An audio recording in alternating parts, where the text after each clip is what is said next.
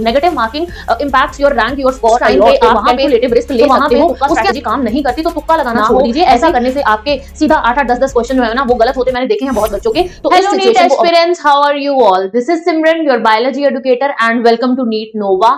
आज इस सेशन में मैं डिस्कस करने वाली हूं ऐसी 5 टिप्स जिनको यूज करके, अप्लाई करके आप नेगेटिव मार्किंग से बच सकते हो अपने नीट एग्जाम में। अब हमें पता है कि नीट के पेपर में नेगेटिव मार्किंग भी एक चीज है, और अगर आप कोई क्वेश्चन गलत कर रहे हैं तो आपके कुछ मार्क्स डिडक्ट होते हैं, राइट?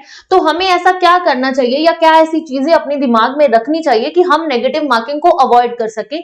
तो ऐसी 5 टिप्स हमें ध्यान में रखनी है। सबसे पहली बात यह है कि आपको क्वेश्चन को ढंग से पढ़ना है। Read the question carefully, question को 2 बार 3 बार ढंग से पढ़िए, क्योंकि कुछ क्वेश्चंस ऐसे होते हैं जिनमें बहुत ही हिडन चीजें होती हैं। Suppose which of the following option is incorrect, तो अगर हम जल्दी जल्दी में पढ़ रहे हैं तो हो सकता है हम इनकरेक्ट को करेक्ट समझ लें और उस हिसाब से क्वेश्चन में कंफ्यूज हो जाएं या गलत ऑप्शन मार्क कर दें।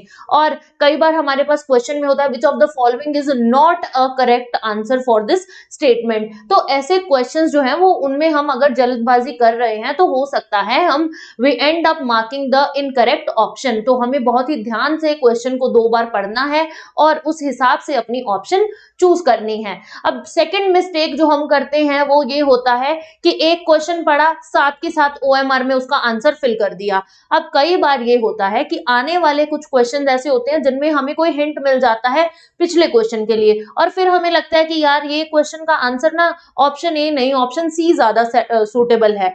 तो अगर आपने पहले ही OMR में भर दिया, वो राउंड जो है बबल फिल कर दिया, तो फिर आप अपनी ऑप्शन चेंज नहीं कर सकते हो, राइट?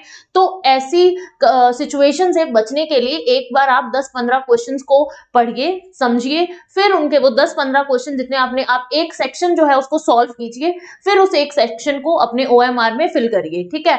तो आपको कई बार हमारे माइंड में वो चीज बाद में रिफ्लेक्ट करती है कि इसका आंसर ये नहीं, इसके पीछे ये कॉन्सेप्ट लग सकता है और ये आंसर हो सकता है। तो इस सिचुएशन से बचने के लिए आप पहले एक सेक्शन कंप्लीट करिए, फिर उसके OMR फिल करिए। तीसरी चीज ये है कि कुछ बच्चे क्या करते हैं कि सारा पेपर सॉल्व कर देंगे और फिर एंड में जाके OMR फिल करेंगे। एंड में या तो टाइम कम रह सकता है आपके पास, और सेकंड चीज जो ये हो सकती है कि सपोज आपने क्वेश्चन नंबर 50 है उसका आंसर गलत फिल कर दिया, उसका जो आंसर आपने 51 वाला फिल कर दिया। तो लगातार कुछ क्वेश्चंस में जब तक आप ध्यान नहीं दोगे कि मैंने सही फिल किया है या गलत फिल किया है, लगातार आप ऑप्शन जो है वो गलत फिल करते जा सकते हो, और ये बहुत बच्चों के साथ होता है। तो इसीलिए क्वेश्चन का नंबर और जो आप OMR पे फिल कर रहे हो, प्लीज उसको मैच करके ध्यान से फिल कीजिए। ऐसा ना हो कि आप एंड में जब आपके पास टाइम की शॉर्टेज है और आपको पूरे के पूरे OMR शीट अभी फिल करनी है, सारे बबल्स फिल करने वाले रहते हैं, तो उस टाइम पे हड़बड़ी में ये गलती ना हो। ऐसा करने से आपके सीधा 8-8 10-10 क्वेश्चन जो है ना वो गलत होते मैंने देखे हैं बहुत बच्चों के।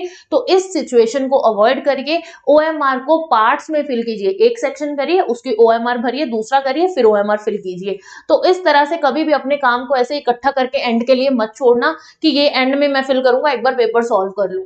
ओके, फोर्थ थिंग ये है कि आपको कुछ कई बार होता है कि हमें रिस्क लेना पड़ता है। कई बार क्वेश्चन ऐसा होता है कि हमें लगता है कि ये 2 ऑप्शंस ठीक हैं, कुछ सही लग रही हैं, ये 2 ऑप्शंस गलत हैं। उस टाइम पे आप कैलकुलेटिव रिस्क ले सकते हो। उसके अंदर आपको जो 2 ऑप्शंस बिल्कुल गलत लग रही हैं उनको आपको साइड कर देना है, यानी आपको अपनी चॉइसेस, अपनी ऑप्शन को नैरो डाउन करना है।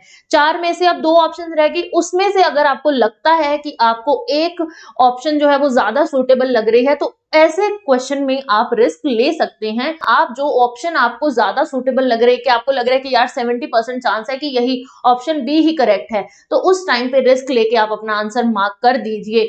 बट जो 5th पॉइंट ये है कि अगर आपको बिल्कुल चारों में से कोई ऑप्शन भी समझ नहीं आ रही है, कोई क्वेश्चन बिल्कुल रियलाइज नहीं हो रहा है कि इसका आंसर क्या हो सकता है, तो वहां पे तुक्का मत लगाइए कि नहीं ये सुनने में अच्छा लग रहा है, यही जच रहा है इसके साथ। वो सब चीजें नहीं चलती। Negative marking impacts your rank, your score a lot. तो वहां पे संभल के चलना पड़ेगा, आपको तुक्का भी लगाना है।